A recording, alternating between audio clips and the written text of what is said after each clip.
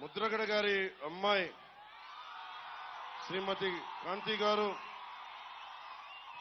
వారి అల్లుడు శ్రీ చందు గారు నాకు ఒకటే చెప్పారు ఈ రోజున.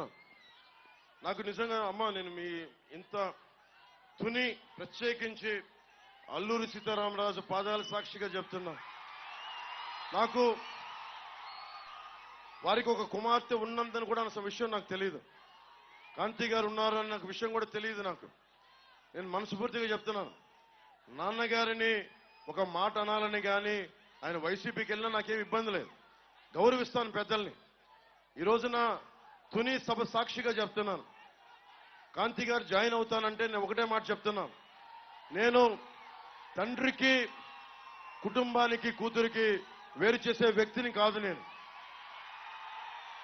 నేను మీ నాన్నగారికి నాకు ఎందుకంటే ఒక తండ్రి బాధ నేను అర్థం చేసుకోగలను, అలాగే తల్లి ఒక కూతురు బాధ్యత నేను అర్థం చేసుకోగలను. నేను మీకు మాట ఇస్తున్నాను, మీకు నేను గౌరవం ఇచ్చే బాధ్యత మీ వారికి మీ ఇద్దరికి.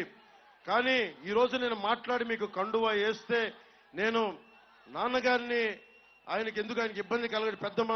ఆయనకి పెద్దవారు 10 మాటలు అంటారు, పెద్దలు ఏమంటారు 10 సార్లు తిడతారు, మనల్ని భరించాలి మనం.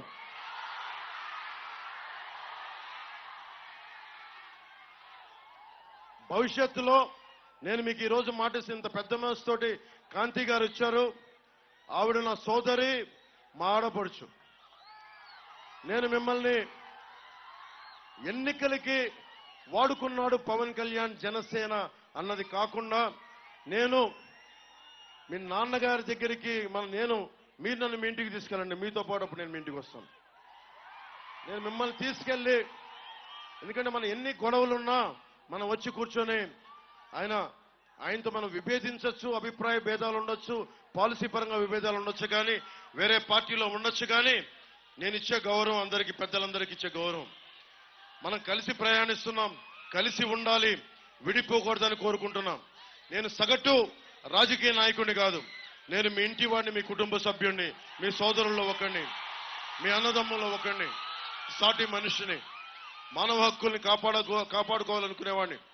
నేను ముఖ్యంగా సోదరి కాంతి గారికి, వారి శ్రీవారు చందు గారికి కూడా ప్రత్యేకించి నేను మాటిస్తున్నాను, మిమ్మల్ని అందరి కుటుంబ సభ్యులతోటి మిమ్మల్ని తీసుకెళ్లి అప్పుడు నేను జనసేనలో మిమ్మల్ని సంపూర్ణంగా ఆహ్వానిస్తాను.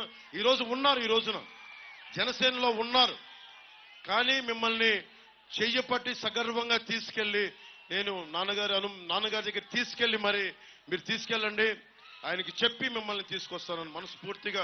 ఇక్కడ మీరు బాగుండాలి, తల్లిదండ్రులు దీవెన ఉండాలి ఎవరికైనా. నాకు ఇట్రామ్మా, మీరు ఇట్రా,